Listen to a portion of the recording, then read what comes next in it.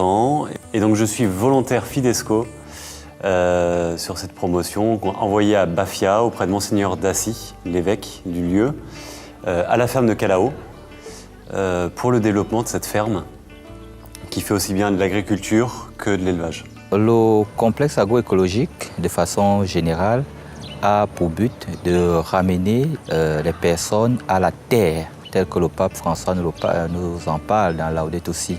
Et sur le plan de la santé, prendre soin des personnes à travers la promotion des plantes médicinales qui permettent, n'est-ce pas, aux populations rurales de se soigner à moindre coût en cultivant dans leur propre jardin des plantes qui leur sont accessibles.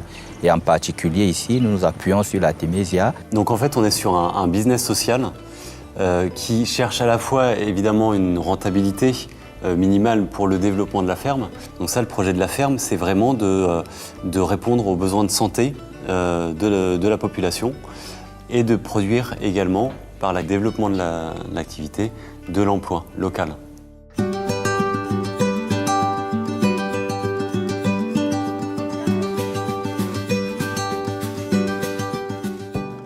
Moi, ça faisait un petit moment que je voulais partir en mission, même quand j'étais plus jeune, même avant de rencontrer Loïc.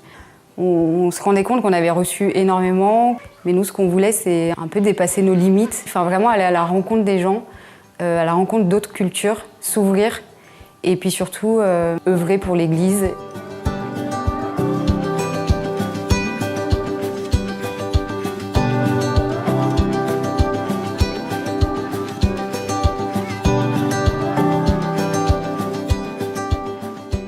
Quand on était en France, on semblait gagner beaucoup de temps grâce aux technologies, au tout connecté, etc.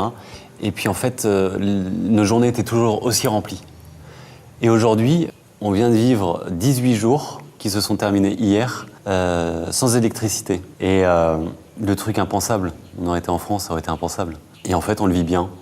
Bon, on est en mode ultra économie d'énergie sur tout, enfin, l'ordinateur, les téléphones. Et ça nous a permis d'être encore plus proches des employés parce que beaucoup plus disponibles. Ce qu'on apprécie, c'est cette joie qu'on a connue ici à travers les choses simples, les gestes simples que l'on partage.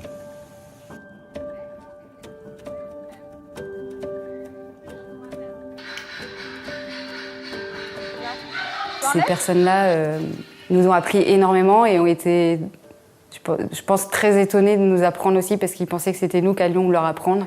Et en fait, on a beaucoup reçu d'eux. Lorsqu'on arrive, effectivement, on voit une différence culturelle énorme, mais très vite, on oublie cette différence de culture. Et en fait, on est juste dans la relation à l'autre. Et cette rencontre-là, elle n'est pas différente de ce qu'on connaît.